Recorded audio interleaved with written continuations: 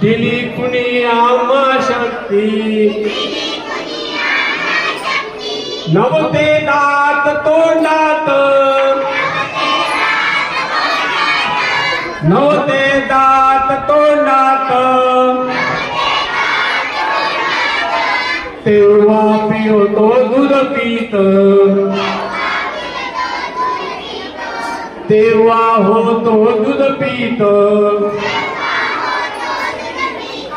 नंतर अन्न पचण्याची